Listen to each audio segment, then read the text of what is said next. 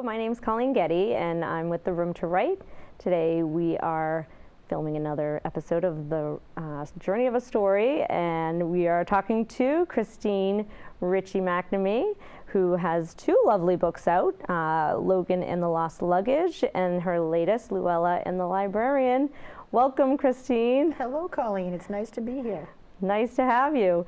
So we're going to start off by telling the audience there's no right way to write. There's all sorts of different ways. So why don't you kind of just share with us, what is your writing process like? Do you have a favorite spot? Is there a specific time of day? What does writing look like for you? Writing for me is just pretty much natural. It's impulsive. It's wherever the mood strikes me. It could be 7 o'clock in the morning. It could be midnight. It could be in the middle of the day. Wherever an idea comes to me, I always have a pad of paper down next to me, and I jot down my ideas. Oh, okay, good. So is it like a little flip book, or do you? No, I use a regular pad of paper, like a regular steno pad of paper. Okay. And so you're putting ideas down whenever they strike you, and do you go back later and start to say, okay, now I'm going to flesh this out into a story, or what is Yes, I do an outline. Okay. But a lot of it starts in my head. Some ideas will just come to me randomly, any time of day. And I'll just try to either jot them down or write notes, you know, on my computer or on the pad of paper or on the phone, in a voice memo. All right, so you're a planner, So not a pantser. spontaneous. So when you outline, now you do picture books? Yes, I do. Mostly, and I'll ask you if you do other things too, but how does what do you outline for a picture book? I mostly outline the story first. I try to get an idea of what I want for the story, and then I try to develop characters from that story. And a lot of it's research too. For the Logan book, I researched the different animals in the different countries. So it depends on what where the story is going to take us. Nice. And so for Luella and the Librarian, why don't we just use that as an example? Where did the idea for that spark from? The idea came from my childhood, because that was a book about me going to the library with my mother as a young child. The library was just up the street in the corner. And I had a librarian there. Her name was Mary, and she was my best friend. She introduced me to reading and books, and she used to have children's activities and story time and arts and crafts. So I established a relationship with her. In fact, when I got older, I used to work for her as a library aide. Oh, really? That's she was awesome. My mentor, yeah. And so, I mean, we don't always talk about libraries here, but obviously that is like where a lot of these sparks come from, is loving reading before you can write, right? So every week you go in there, you get some books, or what did she do? Recommend things? Pretty much every other day. My mom was an avid reader, and she introduced me to books and reading and the summer reading club, and they would have contests.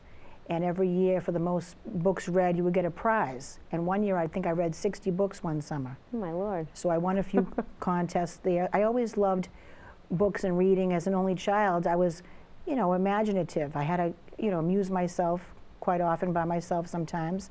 And reading, I always enjoyed reading and escaping, and I had a very good imagination. And writing, I've been writing since I was probably 8 years old. Oh, really? Wow. So you have a love for the library, obviously. You know, we always talk in here about how you can't write unless you read. So sometimes people say, I'm not a writer, but if you're a reader, you're just a writer waiting to get out. That's right. So I don't know if you want to talk a little bit about how, like, why did you decide, okay, you know, obviously loved going to the library, but why a book? Is there anything particular that you talk about like, what's Luella doing at the library? Just Luella was just hanging out at the library. She's getting her first library card. She's meeting Mary, actually Margie, the librarian is her name in the book, for the first time, because her mother would tell her about Margie and about all the books she used to find for her. So Luella could not wait to meet Margie. And when she was there, she also met other children, children of all nationalities, children with disabilities. So she made all new friends. She did arts and crafts, had story time. So she learned to enjoy and like the library. So this is almost like part memoir. Yeah, it is. Picture book form for it you, is. huh? Yep. And so is the librarian still living, or did you contact any of her relatives? Does she know this book exists? She has since passed away. I reached out to one of her daughters and told her about the book, and she's very excited about it and honored that I would have, remembered her mother in such a way. Yeah, and what was her real name in real life? Mary La Follette. Ah. So you have, I mean, I think it's great that sometimes stories just sort of pop out of nowhere, but this is actually based on a person. And we see, kids have so many books about biographies of famous people. True. I think this is wonderful that you have highlighted the humble profession of the librarian. Yes. Not one that made history for anything, Nope. but one that had a huge impact. She did. Not only in your life. I never forgot her. She for some reason, left a lasting impression on me. That's so amazing. And you became a librarian aides with her. Yeah, I did. And I think does that make it into the story at all, or? No, it's just in the dedication part of it. Oh, nice. So why don't we talk a little bit about how do you actually get to the part where you put this together and then publish it? What's that process like? Did you have a critique group, or how did you revise your outline and your story? Well, I've been writing since I was a kid, since 8 years old, and I always would send in stories and poems to different contests and different publishing companies. Mm-hmm. So these, I basically, the fellow author of mine, Ralph Tufo from Winthrop, you and I know him. Ralph. He published with this publishing company, Leaning Rock Press from Connecticut. Her name is Robin Nelson. She's very nice. And I got in touch with them, and she really helped me through the process. Oh, nice. And is it all online, or did you actually? No, we talked. A lot of it's email, text, talk on the phone, and she introduced me to the illustrator Patrick Regan, who was wonderful. He's out of Connecticut as well. Oh, that's wonderful.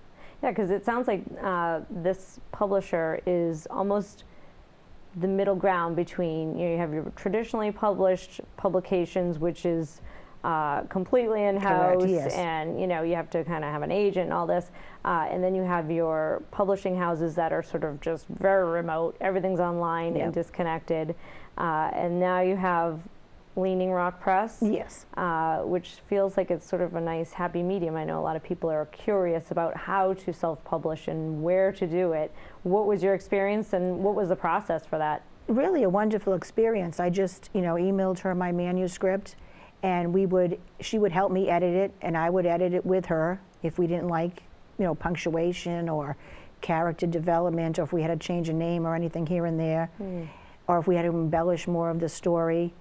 And then once we finalized it, we just sent it off to the illustrator, and he took his time. It took about a good 6 months for each book for the illustrations, and then we would get it back, his sketches, and we would just all work together as a team, going back and forth through phone, emails, and text. Yeah, and that's amazing, because she sounds like an editorial publisher. She's the editor and publisher in one. She is a terrific. She's not considered a vanity press or a self-publishing press or a traditional. She's, like you said, in the middle. And you found this through Ralph Tufo, right? Yes, I saw his book, and I noticed where he published with, and I liked how the product came out, so I contacted her.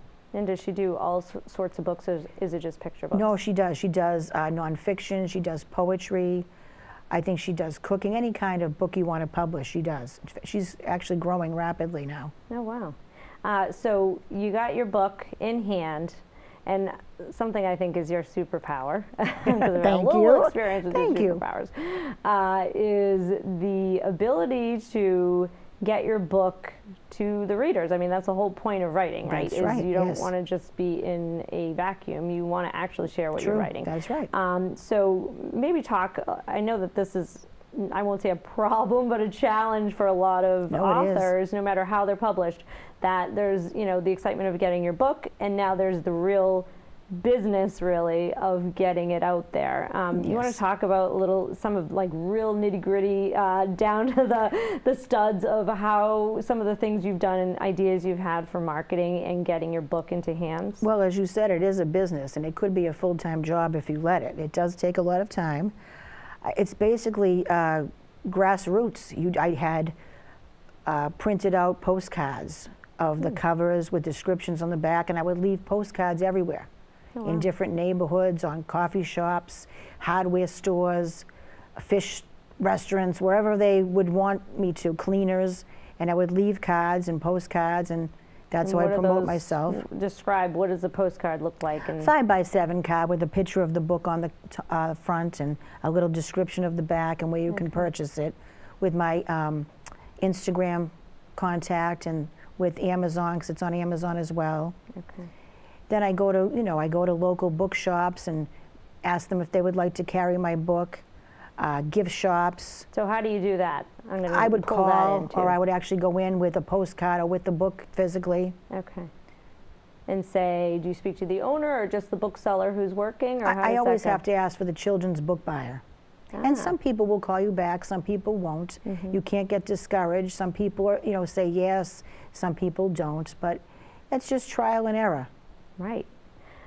So what books have you been able to, like, when you've gotten them into the bookstore, have there been any commonalities? Is, anything that you've learned in that whole process of trying to get your books out there to actually Well, yes, because a lot of bookstores that are small independent bookstores don't always want independently published authors.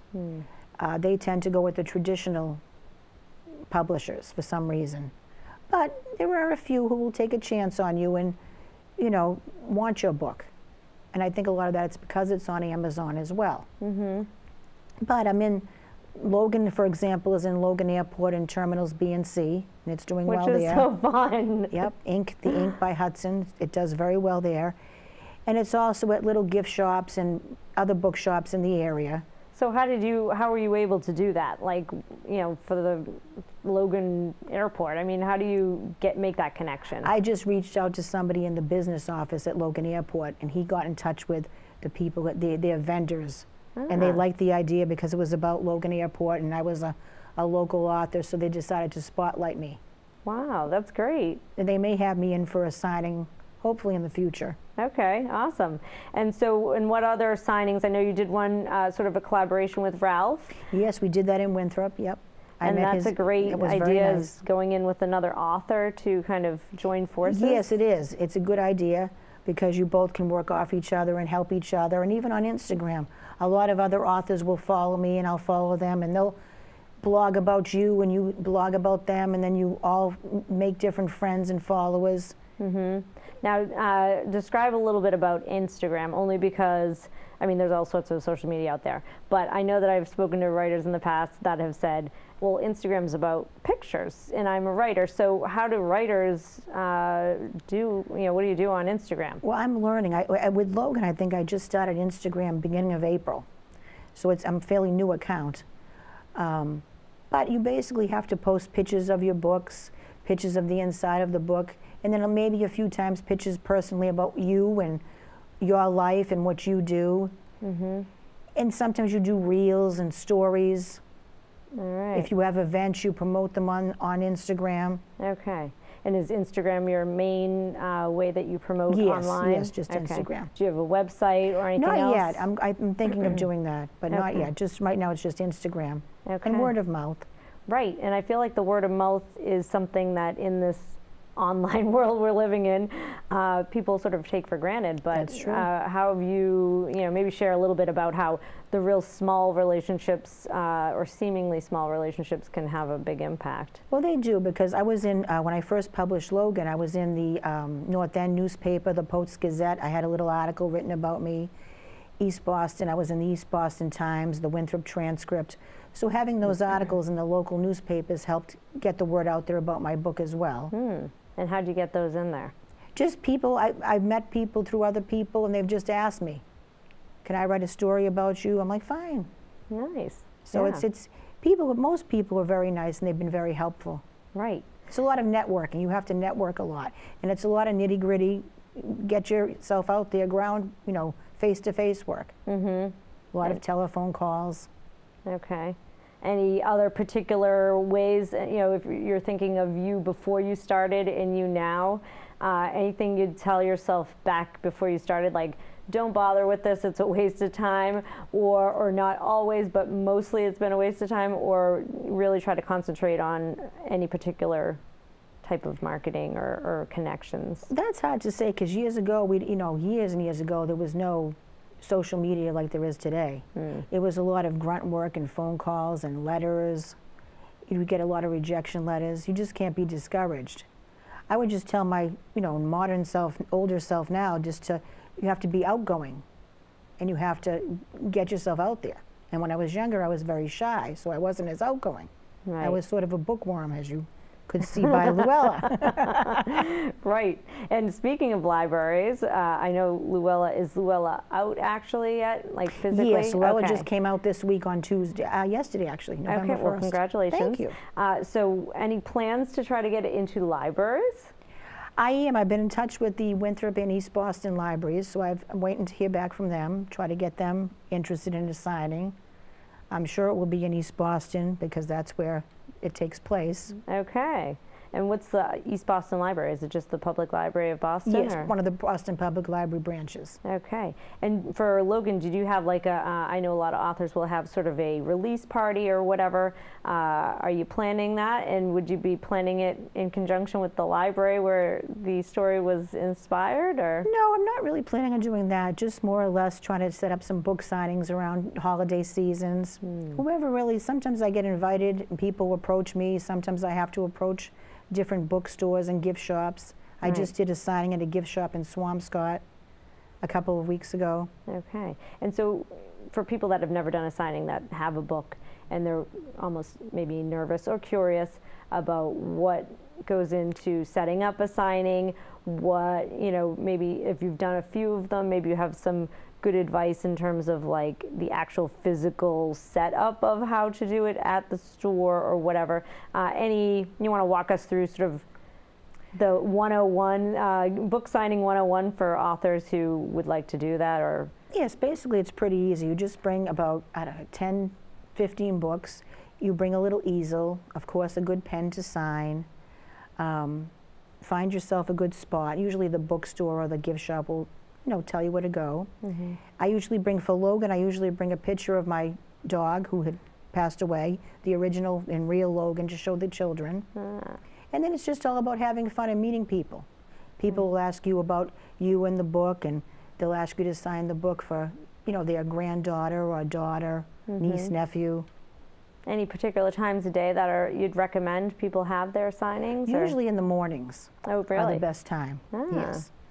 Usually in the mornings. Any particular reason? Or I think more people are out more on the weekends and the mornings with their kids, doing sports activities, getting out to breakfast. Yeah. And so in sort of along the same lines as signings and events is school visits. That's another way that authors are trying to get their books out there. Have you done any school visits? And if you have, what's the process for that, and what's your experience? I have done one school visit a few weeks ago at East Boston Central Catholic. It was to first, second, and third graders. And the teacher librarian, she had noticed my book from the newspaper, and she purchased one, and she invited me in. And that was a lot of fun. They ask you, very inquisitive, they ask you a lot of questions. I read to them. It was a lot of fun. And so she reached out to you? She did. That was wonderful, huh? Yes, yes. And did you read the whole book front I to I did. back? Okay, yep, nice. I did. The kids actually asked me when the sequel was coming out. A little boy asked me. And when is it? Is it coming out? Or is there a sequel? There is a sequel to Logan, yes. He's going to have a sequel out, another Magic Bone adventure, probably next spring. Oh, wow. Any ideas of, can you sneak peek what that's going to be, or do you want to hold that close? I don't want to give away too much, but it's just going to be different countries. Okay. And a different way of transportation. It's a surprise. Okay. Not airplane. Not an airplane, no. All right. The airports are getting too congested for Logan. That's true. That is true. So you went to you've done signings, you've done author visits at a school. Would you do another school visit, or what was that experience like in terms of what you would you want to do more of those? Or is that something most that definitely. Maybe, the school visit was a lot of fun. Yeah. I enjoyed myself, I think, more than the children. They were very, inquisitive, and they were excited. One little girl drew me a picture. Wow. They gave me hugs when I left. They were absolutely adorable. No, that's awesome. And any questions? What were any of your favorite questions they had? Well, they were very smart. They wanted to know where he got the magic bone, how he found it, how did he know it was magic. Wow. The children are very smart today. Yes, they are. So you outline, you revise with your publisher, and then you have your book published. What's the feeling of actually bringing something from what you thought was just an idea all the way? It's very exciting. To me, it's like Christmas morning. Yeah. Just to see your work come to fruition and see it, a physical book being held in your hand. Mm-hmm. And so do you have like a trunk full of books, or how, how does the actual, I know you said this was not a vanity press, but it's not traditional. You're in this middle, which seems like a really nice spot. But what does that mean in terms of, do you have to buy inventory? Yes, or do I they do supply buy them? inventory, and I can sell it myself if I choose to, which I do for, book signings, and I drop some off at local independent bookstores and gift shops. Some people take them on consignment. Some people will buy them outright from me. Okay. A lot of people get them on Amazon.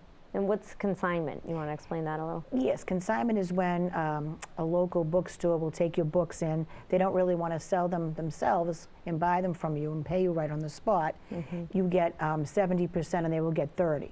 Ah, okay. That's how it works. And then what do they call you once they've sold when them they need all, more, or every month you get a check? Or they call you, and they give you a check when you go back to drop off more. You can drop off 5, 10, whatever they really want. Okay, that's really interesting, because I think, a lot of times, especially for, part of the reason I think that a lot of the independent bookstores might not be able to get some of the self-publishes because they can't necessarily return them like they could with the warehouse for the traditional publish. So that's an interesting, the consignment idea is a really interesting thing to know. And most of them do that. Okay, awesome. In fact, I had even a YMCA bought my books. I think they bought 100 books to give to the kids. Oh, really? So that was exciting. I'm going to be doing a reading there hopefully soon as well. Oh, wow.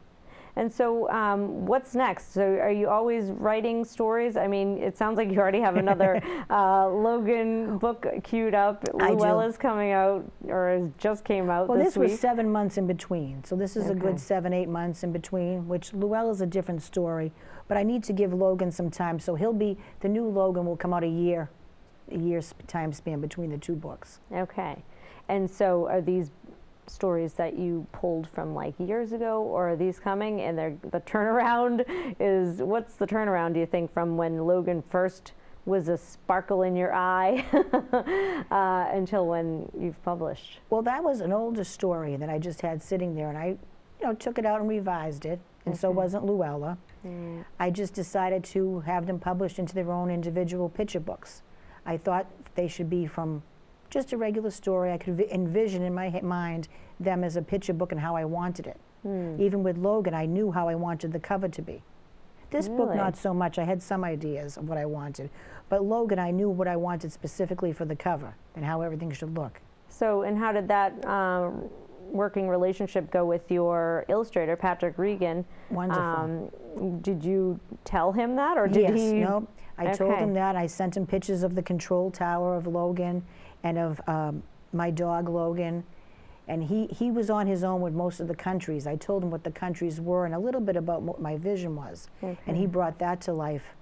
But the cover, I had a specific idea of what I wanted. And a specific dog. Yes. Which I'm guessing he had to really get right, because it was your dog.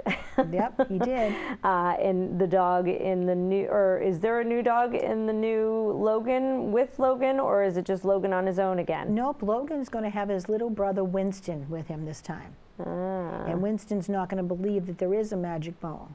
Okay. So it's going to be a little adventure for Logan and Winston. And where does Winston's inspiration come from? Winston is from my dog now. I have a dog, Winston, who's 6 years old. Okay. So he is my inspiration right now. He's going to be like a sidekick to Logan. Well, and I love this because, you know, books themselves are legacies, are pieces of the person who wrote them. But also, I don't have a dog, but I know that lots of dog lovers want to immortalize their dogs somehow when they pass, and what a wonderful way to do that. In fact, in the front of the Logan book, there's a picture of the actual Logan. Oh, really? So I immortalized Logan in this book. Is he in here? Yep, he's in there, yep. He's in the front. There's a picture of the real Logan. Let me see if I can, oh, he's so cute. I don't know if the... That is the we'll real see Logan. If my yep. Vanna He lived White to be almost skills 16. Really adorable. Cocker Spaniel. And in this Luella book, I have a picture of the actual library. Some of the photos of the actual library in the back of it. Oh, wow. Because now it's going to be a senior center. They're turning the building into a senior center. Oh, the original library? They kept the building, yes. Okay. But I have a couple of pictures of the original library in the back, along with a poem I wrote about the library when I was probably 10 years old. Oh, wow. Because I have a poetry book that I published in 2004. And this poem is in the poetry book. Wow, so big gap. 2004, published a poetry book. Poetry book. And then... Yeah. 2022 and 2022. Oh, wow. So both just this year. Wow. So why such a big gap? I stopped writing for a while. Different, family obligations, different, life gets in your way. Mm-hmm. But I always enjoyed writing. So I picked it up again during, COVID and different personal other issues. I just decided to make these come to fruition. Yeah. And so you were just like, this is happening this time. Yep. Okay. That's awesome. It's an outlet, but it's a fun outlet. Right. I wanted to share these stories with the kids. Yeah. No, I think it's great. And I really love historical fiction anyways as a genre for kids or adults.